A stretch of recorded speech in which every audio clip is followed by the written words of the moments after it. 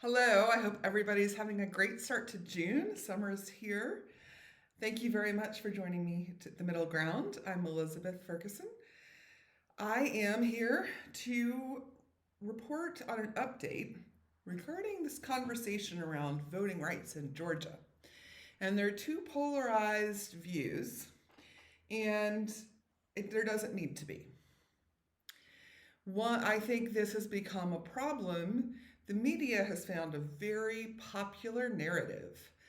Stacey Abrams promoted it to try to get a lot of support in donations for her race for governor several years ago. And the media have picked up on it.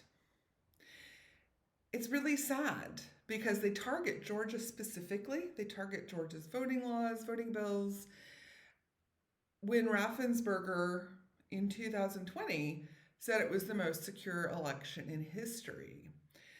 Now, the conservatives criticized some of his changes that he made to the election procedures leading into the fall elections of 2020 during the pandemic. They criticized it because he made those changes without legislative approval from other elected representatives, legislative bodies in Georgia. However, where we are now, I'll post my video previously about the national voting bill that the Democrats mucked up. And in that video, I talked about how there are some concerns, some legitimate concerns. And then there are people who go to extreme views and sometimes overzealous people on both sides. And that was what I want to address today. I want to look at both sides of this issue. I want to look at how extreme positions can take over both sides of this issue, and I have solutions for both sides, how they can maybe understand the other side of the conversation better. So the two sides, I would say, there are to the voting rights issue is there are people who are very pro voting rights and are extremely reactive and a little bit, reactive is a good word, very reactive to any perceived threat. And I want to emphasize on perceived because sometimes changes that are made there's a difference between how they perceive them to be a threat and the reality.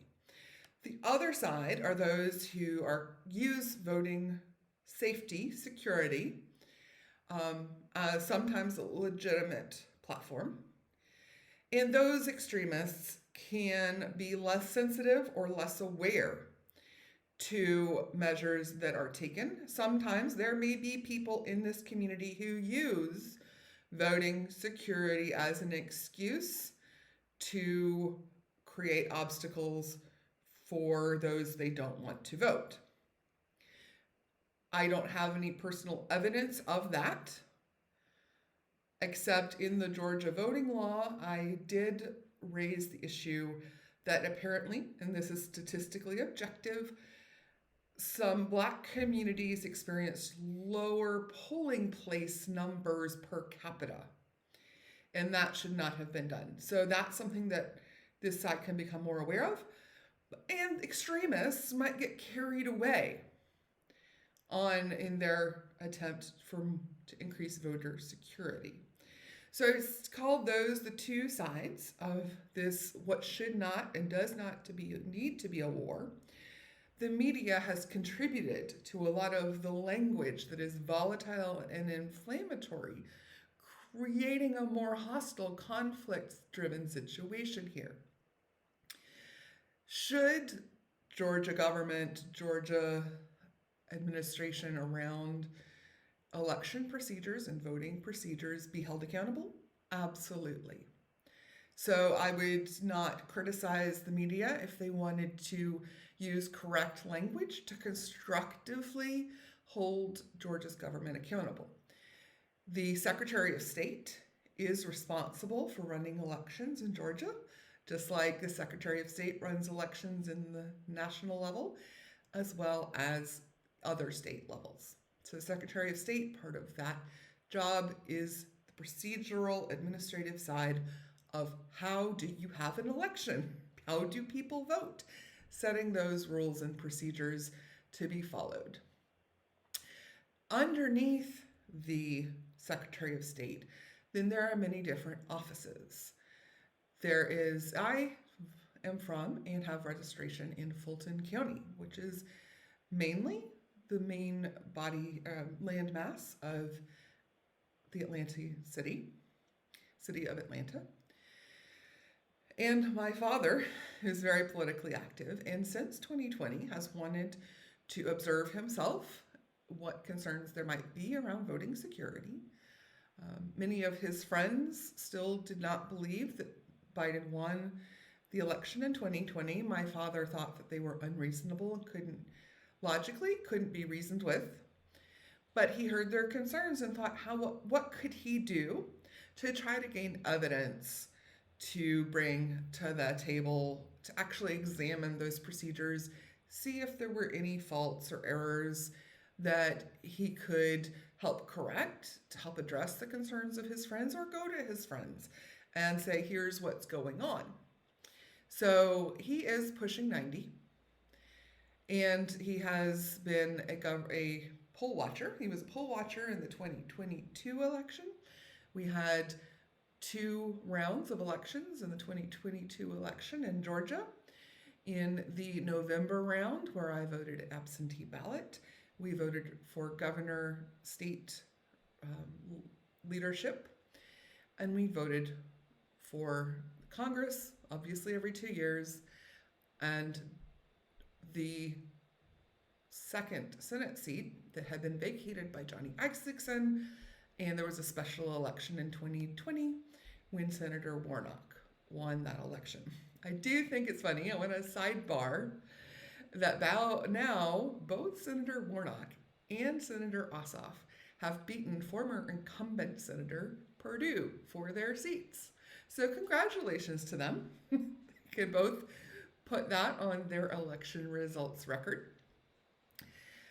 2022 had a runoff for the Senate election. I was in Atlanta and voted in person at a polling place near my home in Atlanta for the runoff election, and could talk with my father, who had been a poll watcher, and see firsthand his concerns, his protocols. He, as a poll watcher, was allowed to go into the polling place while I was in line. He was not allowed to interact with me as a voter, but he was allowed there to observe the voting procedures at that polling place while I was casting my vote. And he was able to discuss some of the concerns with Fulton County security guards that were brought in. Some of them had earned a reputation among voting populations. They were a bit aggressive. In the North Fulton Library in Buckhead, there's a Buckhead Library branch and there's a North Fulton Library branch. Don't confuse them. In the North Fulton Library branch, that was a polling place. There was an aggressive guard that multiple voters were complaining about in my community. So my father was in touch with those people as part of someone who was an organizer. He has also been working with the Secretary of State's department, with the Fulton County Department of Registration and Elections, to clean up the voting rolls. And so this is an area where the media has gone hog wild with the kinds of language and accusations that they use. So my father grew up in the Jim Crow South and abhorred any discrimination, abhorred suppression of people who are citizens who should be able to vote. My father's position, because he is concerned about voting security, is that every voter has a right to one vote and not more than one vote. This week, the reason that I'm doing this video, his Republican group is nominating someone to the Fulton County Board of Registrations and Elections.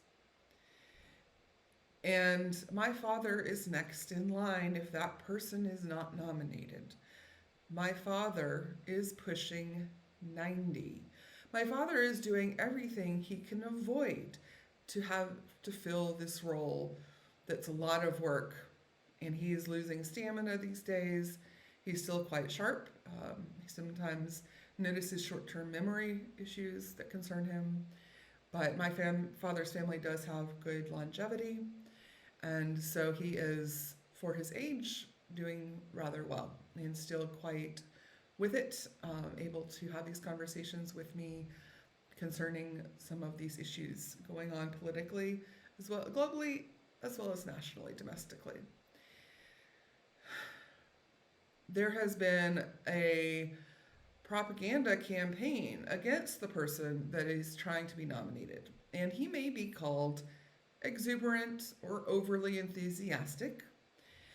So, my father said the errors that are found in voting registry include voter registration that have no name attached, one man that voted 4 times, and of course, Raffensperger and his crew, when reviewing election results, would catch those duplicate votes at the time and negate some of them. So, while there may be fraudulent voting issues, as Raffensperger reported in the 2020 election, they are in the perhaps hundreds, not thousands, of false or invalid votes that are cast and are caught during the stringent counting process, particularly in 2020, when Georgia and Fulton County had to count their votes several times.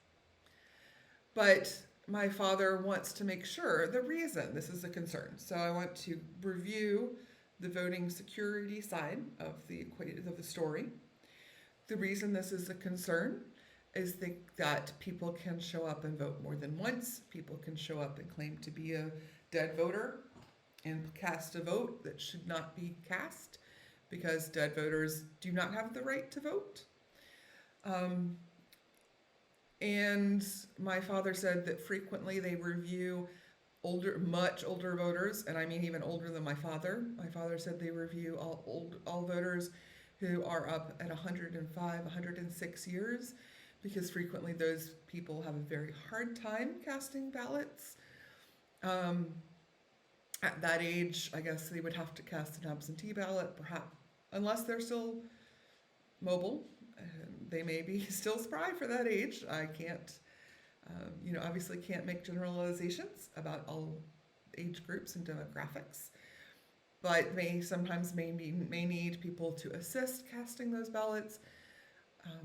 But those are some of the guidelines that they use to review the voting record to look for errors. And those are valid errors.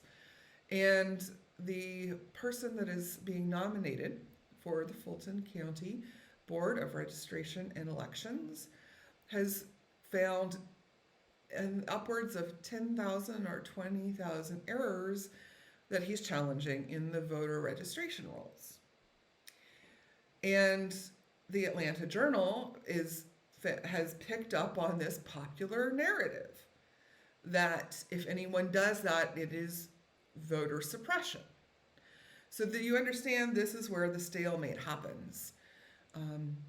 As I mentioned at the beginning of this video, as well as in the video that I said previously, there are some concerns about some of the Georgia laws that could look like voter suppression. So I'm not criticizing necessarily that the side that is very exuberant and overly enthusiastic about trying to protect voting rights has potentially lost trust that all attempts at voter security are valid. So that's where I want to make the objective observation rather than continue or perpetuate this war and stalemate. Because the person that is being nominated, instead of my father, is being attacked by the Atlanta Journal and Constitution as trying to remove voters from the registration rolls. Not registrations with no name on them. Not a guy who voted 4 times. not people who may have died. And I think that if they're going to remove people from the voting rolls who have died, they should make sure those are accurate and check death records. So there are ways to be more accurate in noticing and verifying which records are no longer valid. In fact, I have discussed this with my father. I've talked to him about the reasons for the lack of trust. So I understand my father's point of view, where he doesn't want there to be loopholes for people to cast more than one vote. He hugely objected to the voting bill created by the Democrats, trying to have people who are not citizens allowed to vote in the country, because that happens